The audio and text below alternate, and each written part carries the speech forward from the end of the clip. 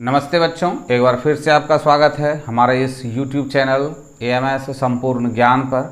और आज हम फिर से आप लोगों के बीच लेके आए हैं रसायन शास्त्र कक्षा 9 का ये रसायन शास्त्र का बुक है और ये सबसे पहला अध्याय है हमारे परिवेश के पदार्थ। इसका ये 5वां वीडियो क्लास होगा। इससे पहले ऑलरेडी हमने 4 वीडियो क्लासेस को अपलोड कर दिया है।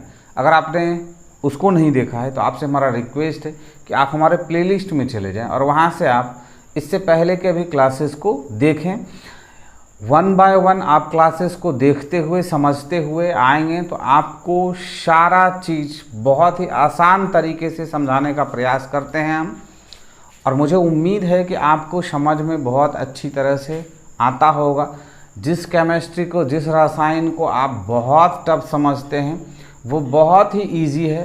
बस आपको आपके शिक्षक सही से बताते, समझाते, पढ़ाते नहीं हैं। तो हमारा विश्वास है कि आप अच्छी तरह से पूरा वीडियो क्लास को वॉच करेंगे और अच्छा ज्ञान प्राप्त करेंगे।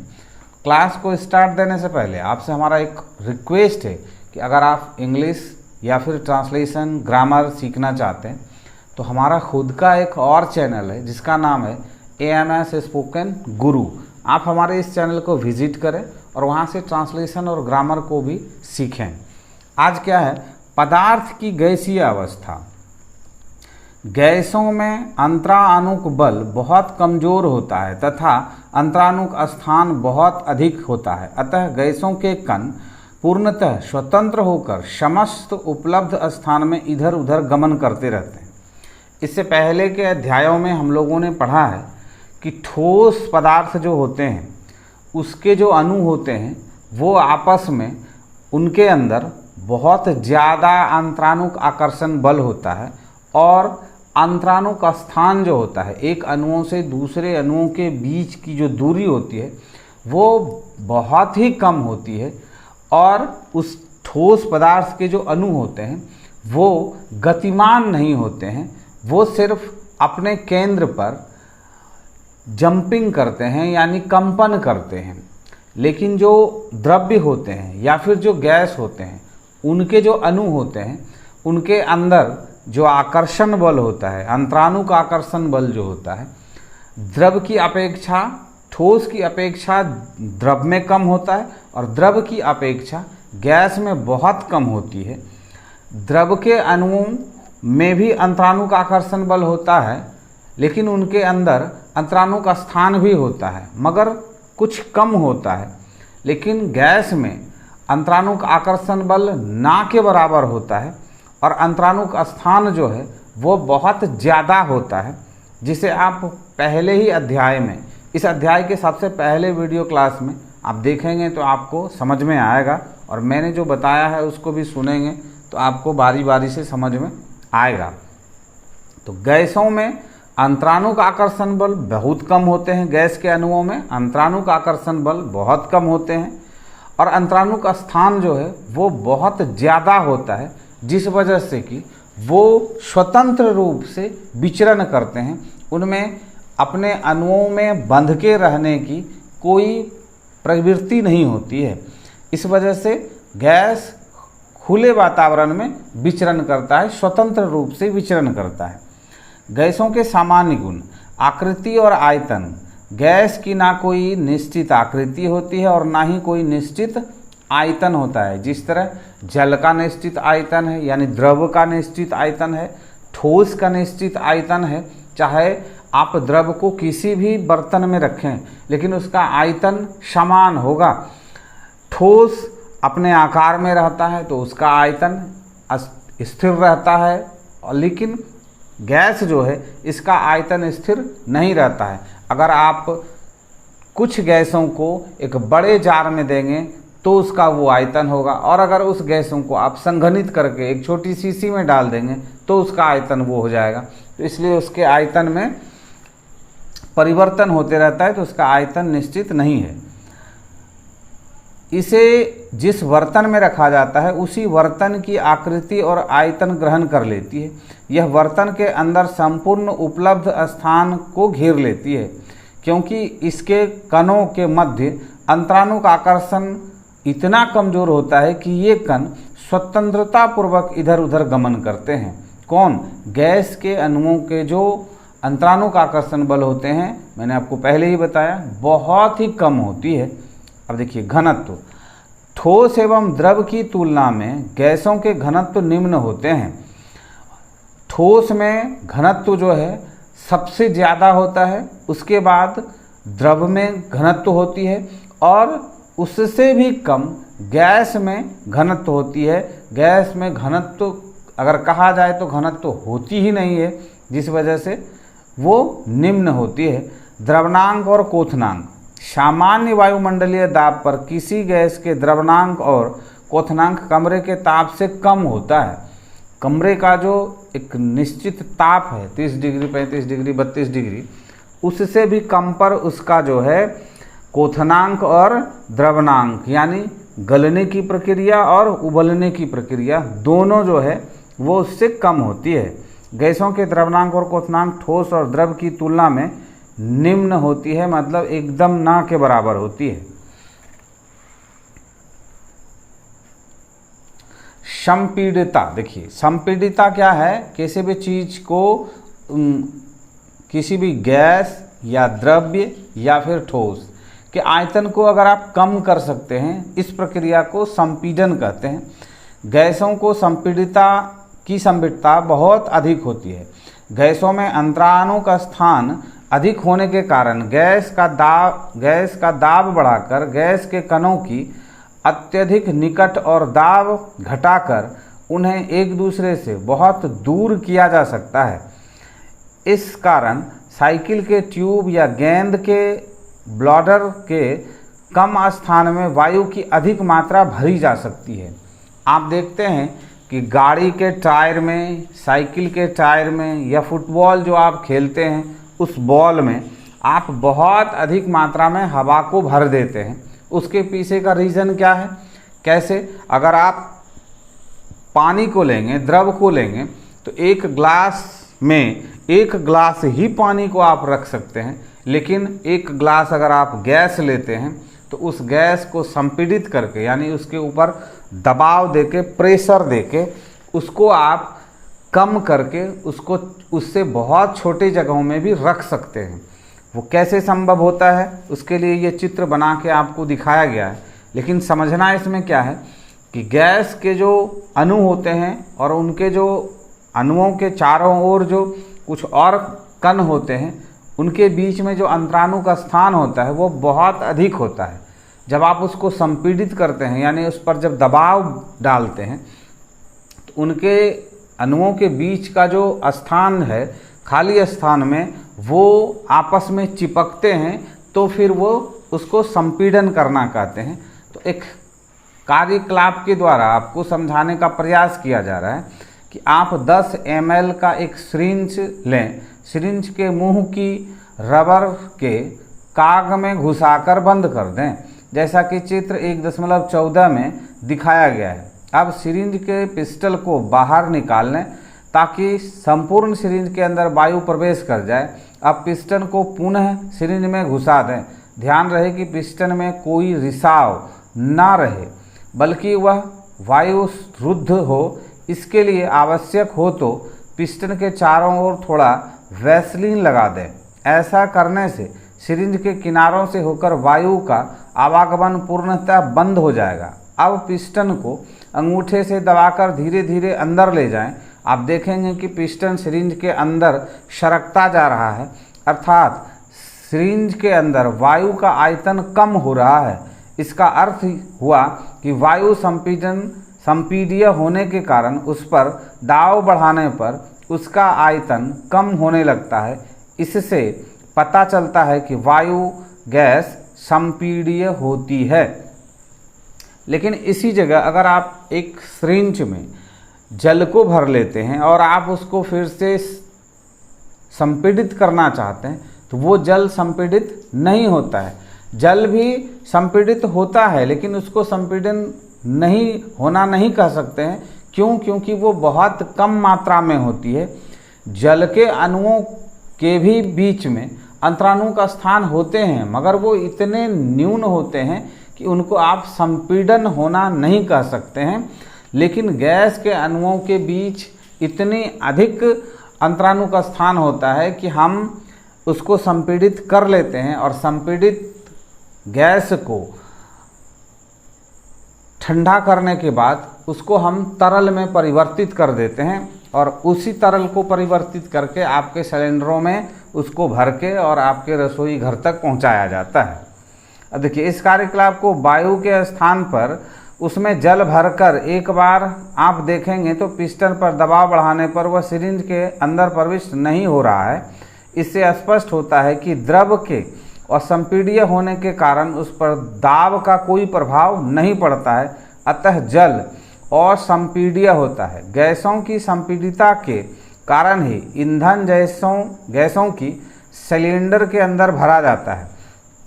उदाहरण के लिए ब्यूटेन और पेट्रोलियम गैस है। यह पेट्रोलियम शोधक कारखानों से प्राप्त किया जाता है। यह एक अच्छे घरेलू ईंधन के रूप में व्यवहृत होता है। इसे उच्च दाब पर द्रवीभूत करके सिलेंडर में भरकर द्रवीभूत petroleum gas, liquid petroleum gas LPG के रूप में उपलब्ध कराया जाता है।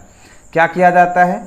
गैस को कारखानों में अत्यधिक दाब, बहुत ज़्यादा उच्च दाब पर इसको द्रवीभूत यानी गैस से द्रव में इसको परिवर्तित कर दिया जाता है।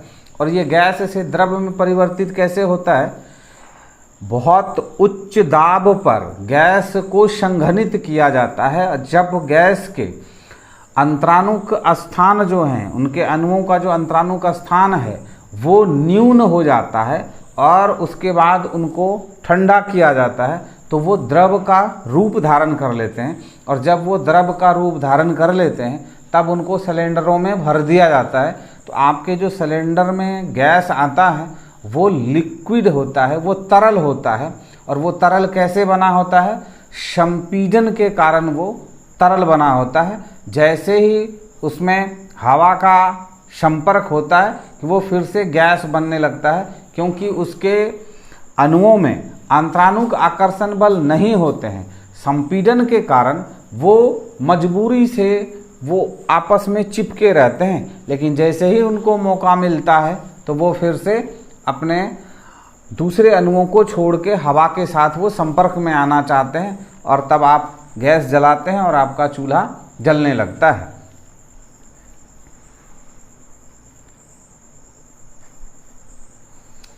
अस्पताल में जिन ऑक्सीजन गैस के सिलेंडरों की आपूर्ति की जाती है उसमें वस्तुतः संपीड़ित ऑक्सीजन गैस भरी रहती है। अस्पताल में जो मरीज के नाक में जो लगाया जाता है ऑक्सीजन, वो क्या होता है? वो भी ऑक्सीजन गैस को उच्च दाब पर अत्यधिक दबाव देके सिलेंडर में पिस्टन से अत्यधिक दबाव देके उसको संपीड़ित करके और ठंडा करके उसको जो है द्रव बनाया जाता है। और उस द्रव को फिर से सिलेंडर में भर के और हॉस्पिटल में हम आप जब बीमार होते हैं तो आपको ऑक्सीजन की आवश्यकता होती है, तो वो ऑक्सीजन जो है वहाँ उपलब्ध कराया जाता है, जो कि सिलेंडर में भर के लिक्विड के रूप में आपको उपलब्ध कराया जाता है। इस प्रकार संपीड़ित प्राकृतिक gas, compressed natural gas CNG आजकल स्वचालित वाहनों में ईंधन के रूप में व्यापक रूप से व्यवहृत होने लगा है। इसके कार्यकलाप से वायुमंडलीय प्रदूषण में कमी आती है। ऊष्मा एवं ठंड का प्रभाव। देखिए, गर्म या ठंडा करने पर गैस की क्रमशः प्रसारित या संकुचित किया जा सकता है। अगर आप गैस को गर्म करते हैं तो वो प्रसारित होगा यानी विस्तारित होगा, वो फैलेगा। और अगर आप उसको ठंडा करते हैं तो वो संकुचित होता है। ये मैंने आपको पहले ही बताया कि गैस को आप संपीड़न क्रिया के द्वारा यानी उस पर दबाव देके पहले आप उसको संघनित करते हैं, यानी उसके जो अणु आपस में बिखरे हुए हैं उनके अणुओं को आप समाहित करते हैं, एक जगह करते हैं। और उसके बाद आप उनको जैसे ही ठंडा करते हैं तो वो फिर तरल के रूप में परिवर्तित हो जाते हैं। लेकिन उनको जैसे ही हीट मिलता है तो फिर से वो प्रसारित होते हैं, यानी वो अपने से दूर जाने लगते हैं। उनके अणु एक दूसरे अणुओं से अलग होने लगते हैं। गैस को गर्म करने पर उनके अणुओं की ऊर्जा बढ़ जाती है, फलतः गैस के कणों का वेग बढ़ जाता है और वे तेजी से गमन करने लगते हैं एवं एक दूसरे से अधिक दूर हो जाते हैं, जिससे गैस का प्रसार हो जाता है, अर्थात उसका आयतन बढ़ जाता है। किसका? गैस का। इसके विपरीत गैस को ठंडा करने पर उसके अणुओं की ऊर्जा कम हो जाती है, जिससे कणों का गमन धीमी हो जाती है। इससे पहले भी मैंने आपको बताया है कि जब भी वाष्पन की क्रिया होती है, तरल में जो वाष्पन की क्रिया होती है, उसमें क्या होता है कि तरल के जो अणु हैं वो ऊष्मा को सब अवशोषित करते हैं और ऊष्मा को अवशोषित करने के बाद तरल के जो अणु होते हैं वो गतिमान होते हैं। तो गैस के भी जो अणु हैं वो जब तरल में हैं तो वो भी ऊष्मा को अवशोषित करने वाले होते हैं, उनकी प्रकृति होती है वो ऊष्मा को अवशोषित कर लेंगे, और जैसे ही वो ऊष्मा को अवशोषित करते हैं तो उनके जो अणु हैं वो गतिमान हो जाते हैं, और गतिमान हो जाते हैं तो फिर वो हवा के संपर्क में आके निकल जाते हैं। जैसे कि आप देखते होंगे कि बहुत बार समाचार में आप सुनते होंगे कि सिलेंडर विस्फोट हो जाता है, तो जब सिलेंडर के आसपास आग लग जाती है तो सिलेंडर गर्म होता है। जब सिलेंडर गर्म होता है तो सिलेंडर के अंदर जो गैस है वो उस ऊष्मा को बहुत तेज़ी से, गैस के जो कण हैं वो उस ऊष्मा को बहुत तेज़ी से अपने ओर आकर्षित करते हैं और उससे वो ऊर्जा प्राप्त करके गतिमान होते हैं। सिलेंडर चूँकि छोटा जगह होता है, वहाँ उसको जगह नहीं मिलता है, लेकिन वो बाहर निकलने के लिए बेताब होता है, तो उसके अंदर इतनी ऊर्जा उत्पन्न होती है कि वो उतनी मोटी सिलेंडर को भी फाड़ के बाहर निकल जाता है और बहुत तेज गति से वो वातावरण में बाहर निकलता है। चूँकि वो ज्वलनशील होता है तो उसके साथ साथ आग भी बहुत तेजी से निकलता है, एक दूसरे के अधिक निकट आ जाते हैं, अतः कणों के बीच अंतराणु का आकर्षण बल बढ़ जाता है। इसी कारण गैस का संकुचन हो जाता है, अर्थात गैस का आयतन घट जाता है। क्या होता है, जब आप गैस को ठंडा करते हैं तो उसके जो अंतराणु का आकर्षण बल हैं वो बढ़ जाते हैं, यानी जब उसके अंदर ऊष्मा का संचार होता है, गैस के अणुओं के साथ किसी भी पदार्थ के अणु को जब आप गर्म करते हैं तो उसमें गतिज ऊर्जा आ जाती है, उसमें उसकी ऊर्जा गतिमान हो जाती है, उसके कण जो हैं वो गतिमान हो जाते हैं। लेकिन ठोस, यानी कि अगर आप लोहे को गर्म करते हैं तो उसके अंदर अंतराणु का आकर्षण बल इतना अधिक होता है कि उसको गर्म करने के बाद उसके अणुओं के जो चारों ओर छोटे छोटे कण होते हैं वो कण सिर्फ थिरकने लगते हैं, वो गतिमान नहीं होते हैं, जिस वजह से वो मुलायम हो जाते हैं। लोहा मुलायम हो जाता है गर्म होने के बाद, ना कि वो वाष्प बनता है। लेकिन जब आप तरल को गर्म करते हैं तो उसके अणु गतिमान हो जाते हैं और वो कम अंतराणु का आकर्षण बल के कारण गतिमान हो जाते हैं। लेकिन गैस के जो अणु हैं उनको जब आप गर्म करते हैं वो बहुत तेज़ी से निकलते हैं। लेकिन जब आप किसी भी पदार्थ को ठंडा करेंगे तो उसके अंदर और अधिक अंतराणु का आकर्षण बल बढ़ जाता है। तो चूंकि गैस को जब हम ठंडा करते हैं तो गैस के अणुओं में भी अंतराणु का आकर्षण बल जो है वो अधिक हो जाता है, जिस वजह से वो स्वतः संकुचित होने लगता है, और जब वो संकुचित होने लगता है तो फिर वो द्रव्य में बदल जाता है।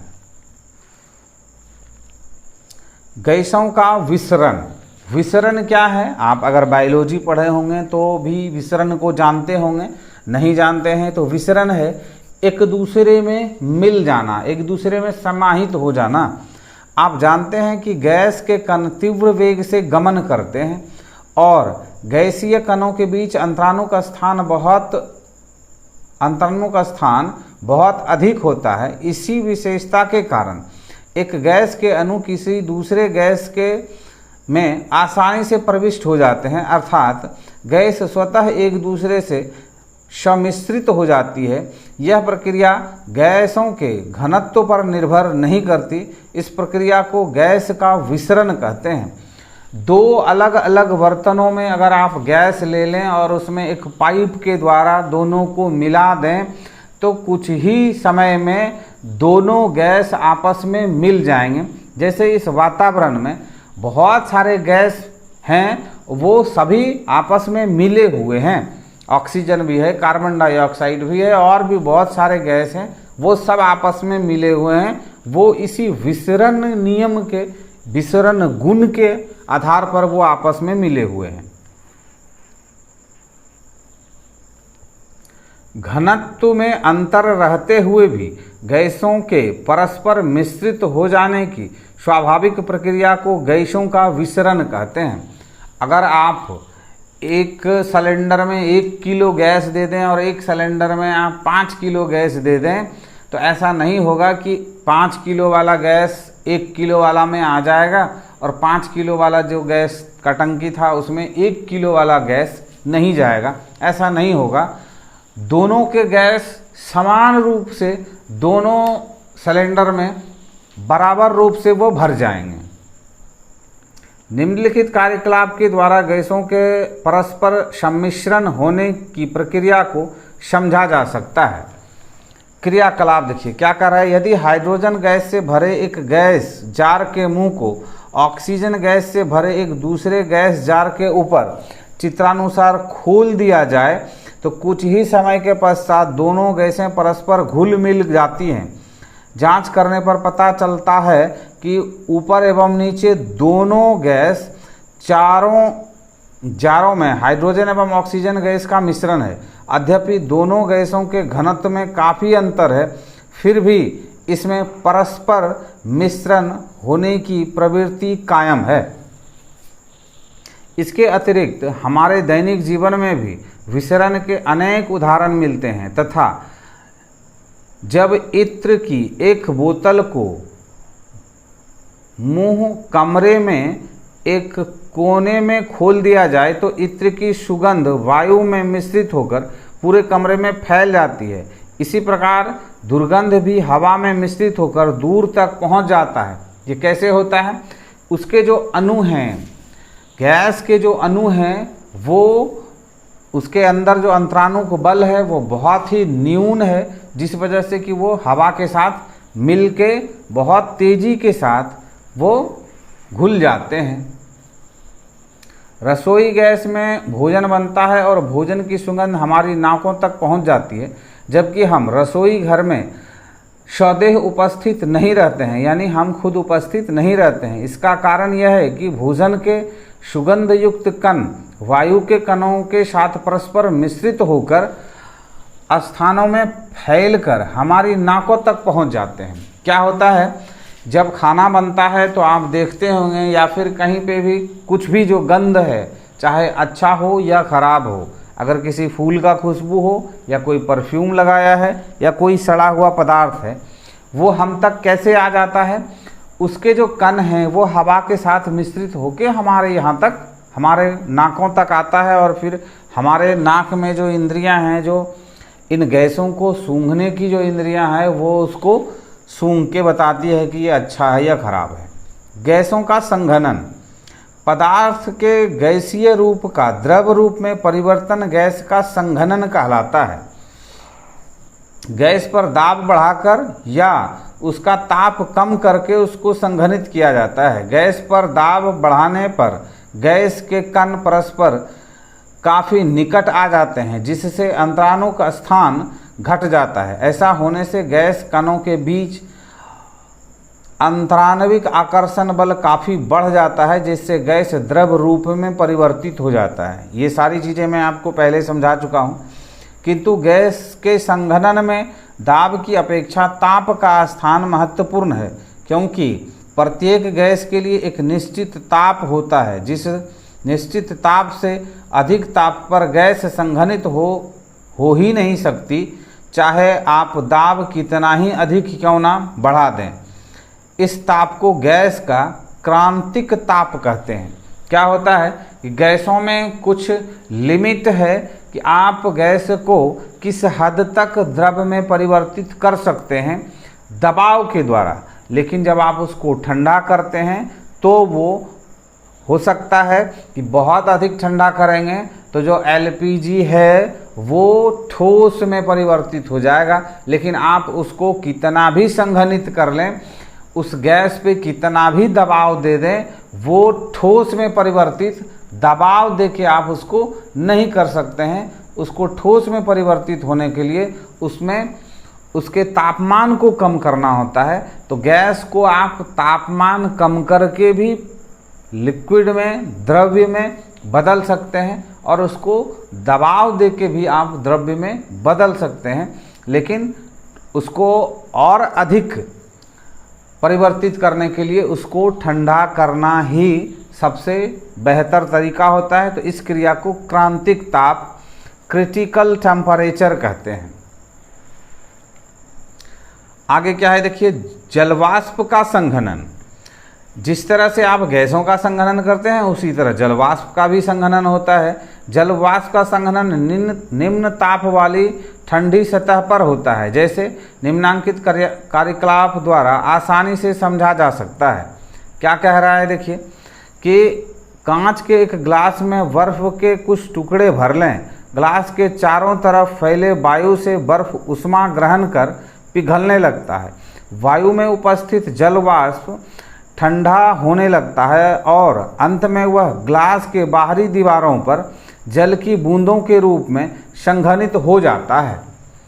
जब आप किसी भी ग्लास में अगर आप ठंडे जल को रखते हैं या बर्फ़ को रखते हैं तो ग्लास के बाहरी दीवार पर भी जल बनने लगते हैं। वो जो बाहरी दीवार पे जो जल बनते हैं वो हवा में जो जल के अणु मौजूद हैं उस वो जल ग्लास के स्पर्श में आके वो जल में परिवर्तित हो जाते हैं।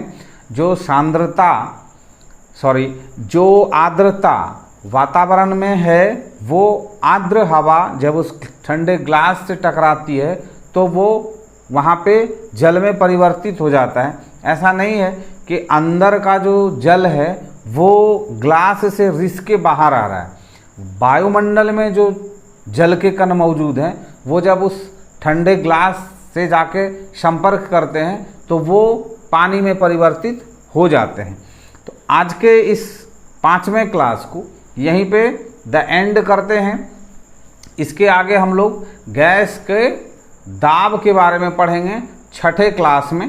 तो आज के इस क्लास को यहीं पे विराम देते हैं और आपसे हमारा उम्मीद है कि आप हमारे इस वीडियो क्लास को अगर देखते हुए यहाँ तक आ गए होंगे तो आपको हमारा क्लास ज़रूर पसंद आया होगा तो आप लाइक ज़रूर करेंगे और चैनल पे पहली बार आए होंगे, अभी तक आप सब्सक्राइब नहीं किए होंगे, आप वीडियो क्लास का आनंद ले रहे होंगे, तो आपसे जाते जाते हमारा रिक्वेस्ट है कि प्लीज़ सब्सक्राइब करके ही जाएं, तभी आपको नेक्स्ट वीडियो मिल पाएगा, या फिर आप इसको गुरु दक्षिणा ही समझ लें।